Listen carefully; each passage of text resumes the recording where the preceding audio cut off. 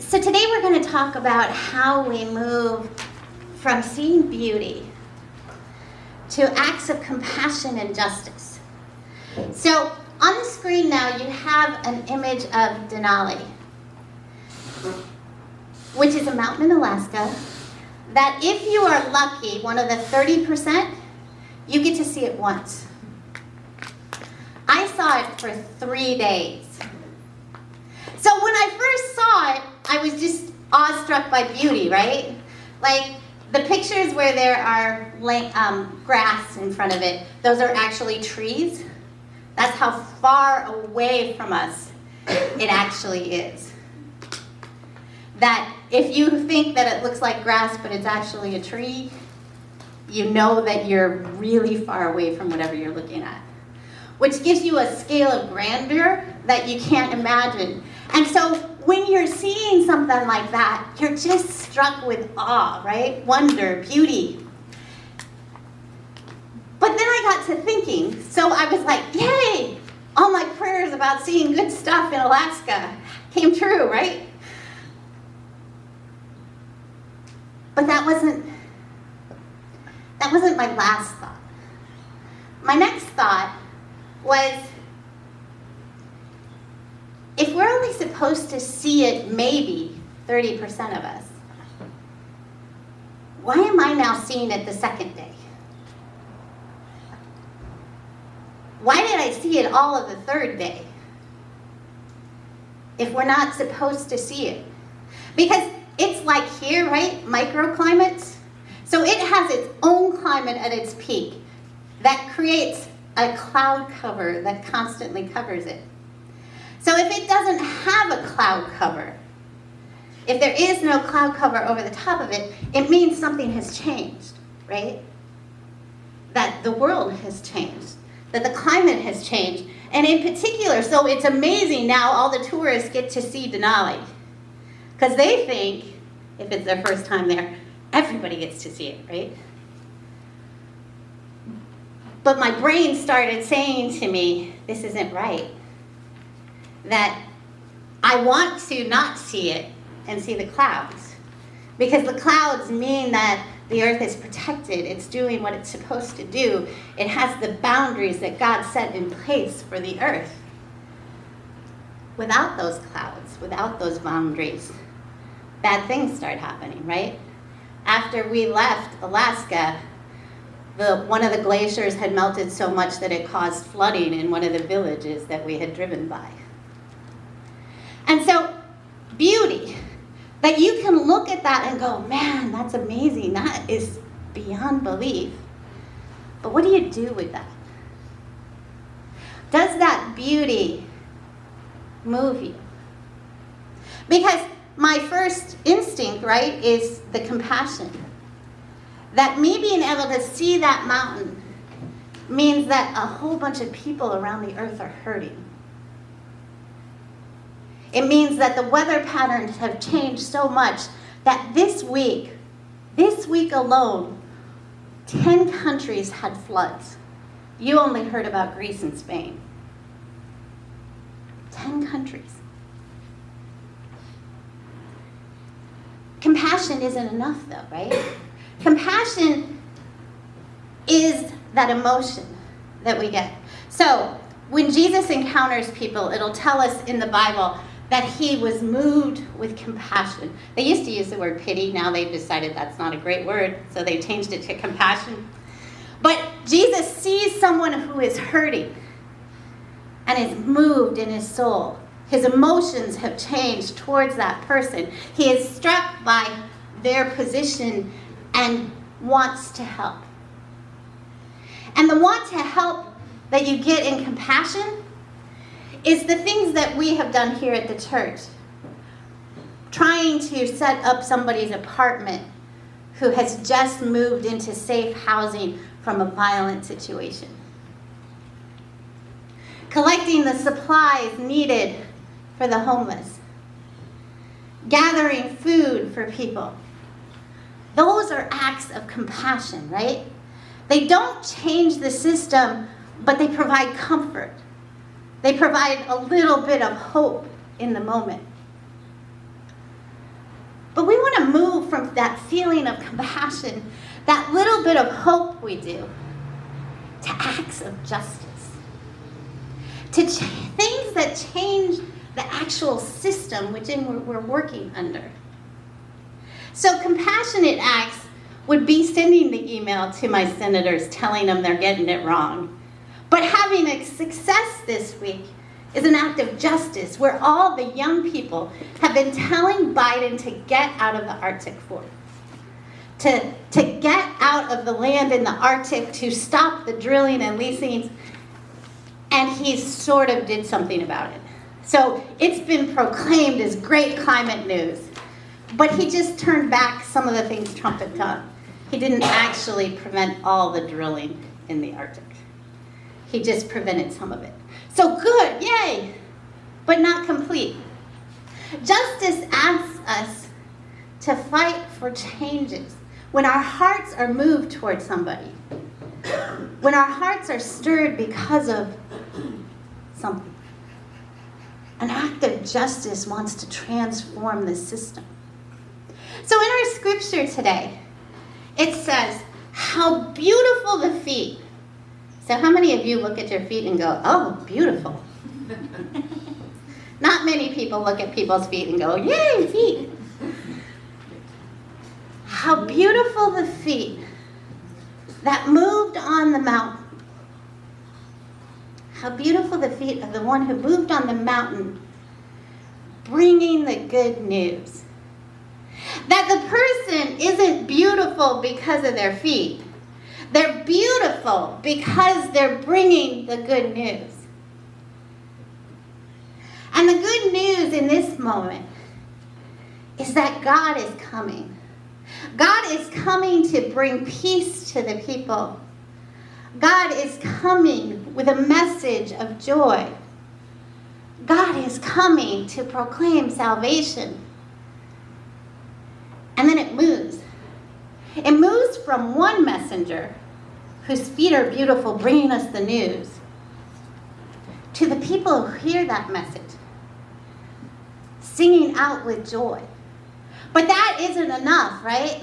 This is supposed to show us how wonderful that message of the good news is. So then the entire people of Jerusalem sing with joy at the good news.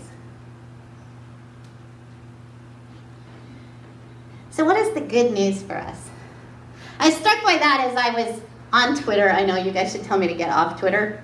But a pastor was on Twitter basically saying the way I define the good news is not the good news, that they know the good news and this is it.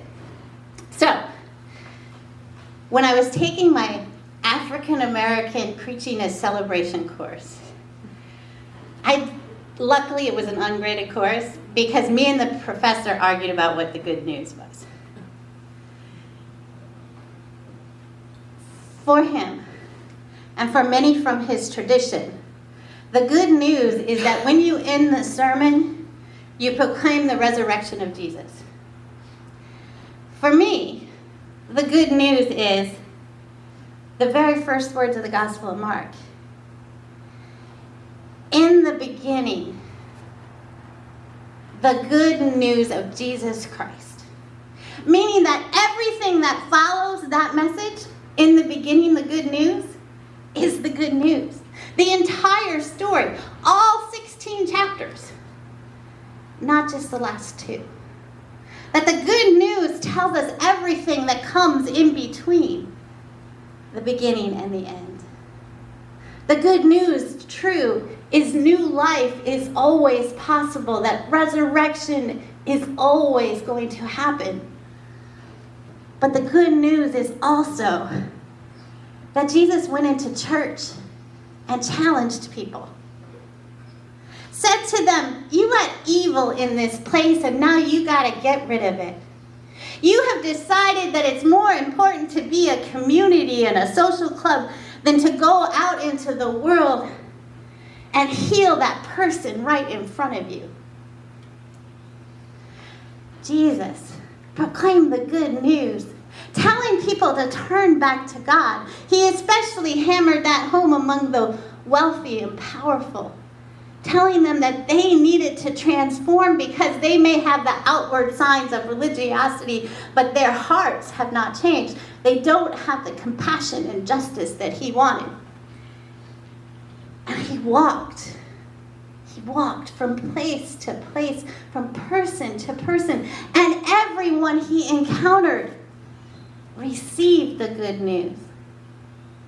They received it because he touched them. He touched their hearts, their minds, but sometimes he touched their bodies and brought them to wholeness, transformed who they were and who they used to be to become something better. And then he told us what it meant to live together, how we were to be together, right? He talked about what it meant to forgive, what it meant to love, and pushed us beyond all the boundaries that we set for ourselves to push us out into a world that says everyone is a neighbor. Even the grumpiest old man on your street that you disagree with about everything is your neighbor. And he invited us into a life of abundance, to look at the world and see the beauty within it, and to become the good news ourselves. That's why this passage from Isaiah ends, "Depart, depart." It's inviting them to go spread the message of the good news, to go forth and tell about the coming of God. Depart.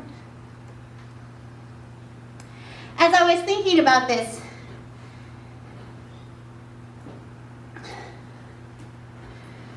and what it meant to practice, to act on compassion, to act on justice, and how we could talk about that together.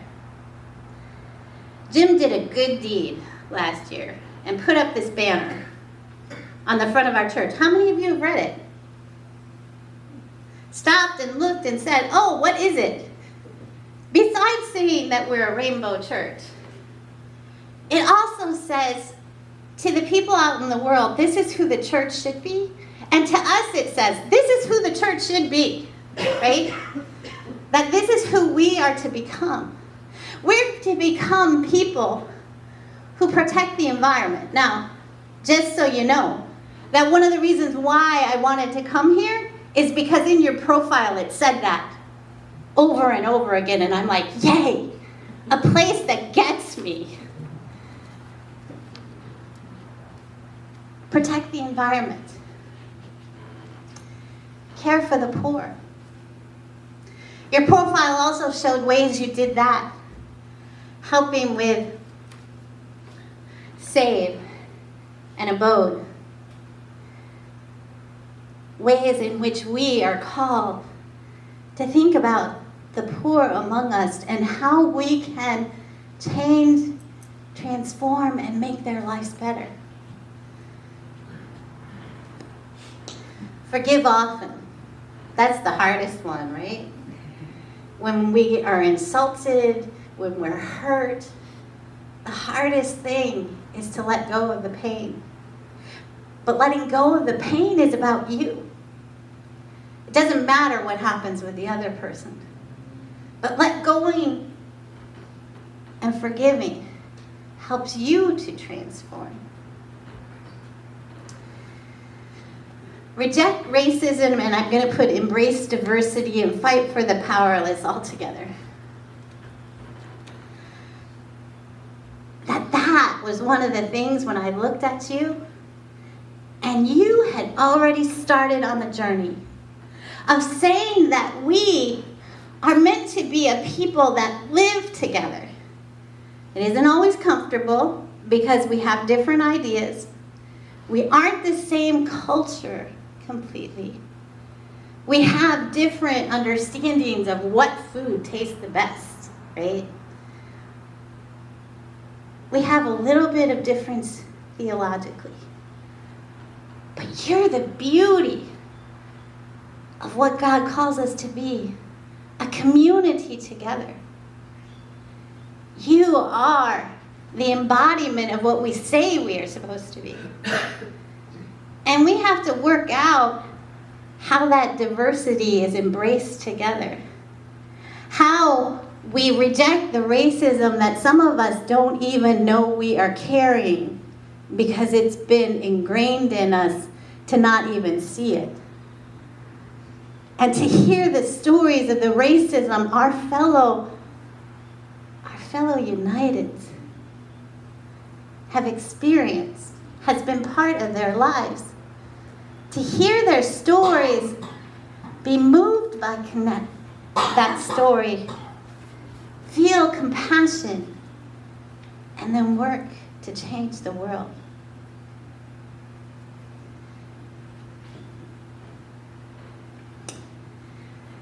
And then the final two. Love God. That part of what we are about is learning to talk about God, to approach God, to turn back to God in everything we do, to pray always and often, to remind ourselves that when we decided to be baptized or confirmed, because our parents may have decided our baptism, they may have decided our confirmation too, but at some point along the way, you made a choice for yourself to still be here.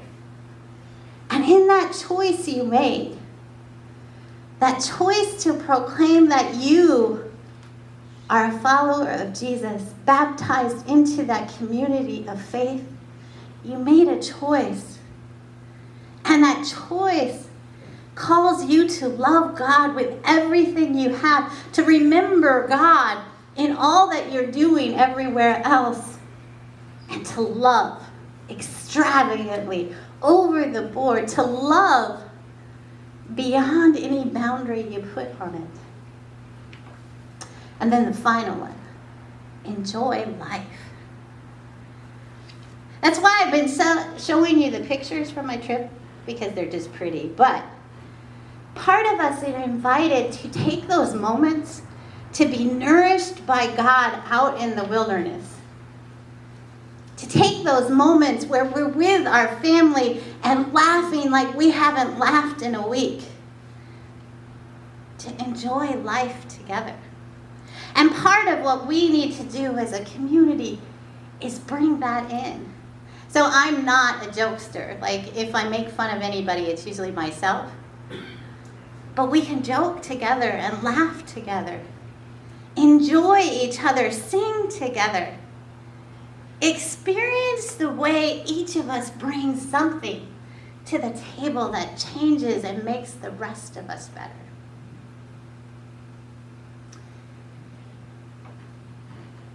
Beautiful. Beautiful are the feet of the messenger who brings good news. Okay, so look at your feet. Beautiful are those feet. Beautiful are those feet because they bring the good news to the world. Depart. Go forth and share that good news. Amen.